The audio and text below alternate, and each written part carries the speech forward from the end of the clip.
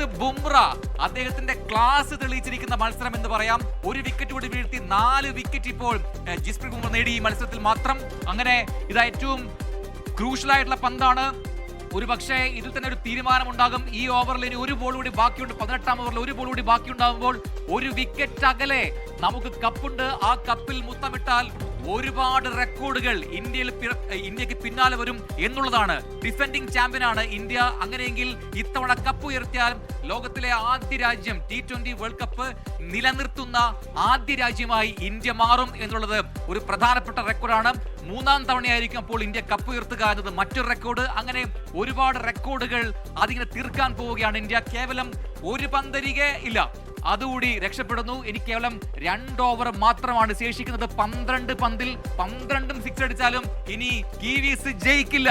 അതായത് India cup ഉറപ്പിച്ചിരിക്കുന്നു. India world കപ്പിൽ മുത്തമിടാൻ പോകുന്നു. നമ്മുടെ ടീം ഡെസ്കിലാകെ അതിന്റെ ഒരു ആവേശം ഇങ്ങനെ അലയടിക്കുന്നു. നമ്മുടെ ഗോപി ഉണ്ട് ഇവിടെ, എഡിറ്റർ ഗോപി എന്ന് പറയുന്നു. അടിപൊളി കളിയാണ്, സൂപ്പർ കളിയാണ്. സഞ്ജുവിന്റെ ഇങ്ങനെ ഒരു പ്രകടനം ആരും പ്രതീക്ഷിച്ചില്ല. പക്ഷേ പ്രതീക്ഷിച്ചു. പക്ഷെ അടുപ്പിച്ച് 3 50 എന്ന് പറയുന്നത് അൺബിലീവബിൾ ആയിട്ടുള്ള ഒരു സംഭവമാണ്.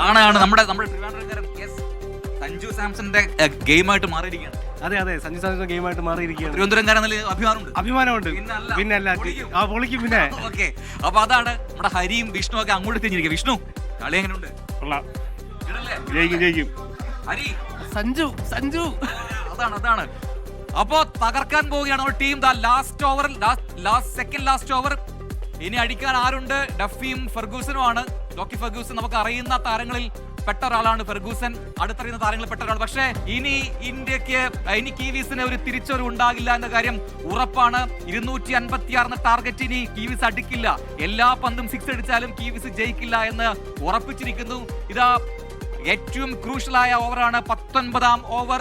അതിൽ ഇല്ല 4 6 ഒന്നും പോകുന്നില്ല. അപ്പൊ നമ്മൾ കപ്പ് ഉറപ്പിച്ചിരിക്കുന്നു. അത് പറയാം, നമുക്കിനി കൊടുക്കാം. ഇന്ത്യക്ക് കിരീടം എന്ന് കൊടുക്കാവുന്നതാണ്. കാരണം ഇനി കേവലം 10 ബോൾ മാത്രമാണ് ബാക്കിയുള്ളത്. അതിൽ എല്ലാം സിക്സ് അടിച്ചാലും 60 റൺസ് മാത്രമേ സ്കോർ ചെയ്യാൻ പറ്റുള്ളൂ.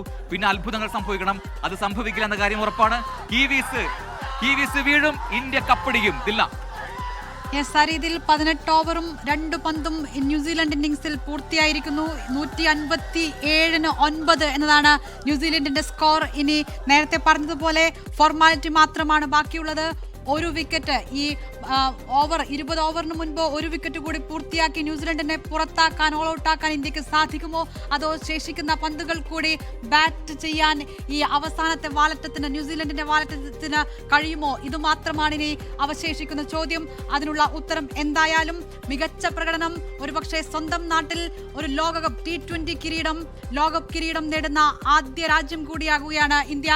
ഇതുവരെ ഇതിനു മുൻപ് 2007 T20 ലോകകപ്പ് തുടങ്ങിയതിനു ശേഷം ഒരു ആതിഥേയ രാജ്യവും ഇതുവരെ T20 ലോകകപ്പ് നേടിയിട്ടില്ല. ലോകത്തെവിടെയായാലും ഏത് സമയത്തും 24 വാർത്തകളും ഓഗ്മെന്റഡ് റിയാലിറ്റി പാക്കേജുകളും എക്സ്പ്ലെയിനറുകളും വിശദമായി കാണാൻ ഞങ്ങളുടെ യൂട്യൂബ് ചാനൽ നിങ്ങൾക്ക് സബ്സ്ക്രൈബ് ചെയ്യാം.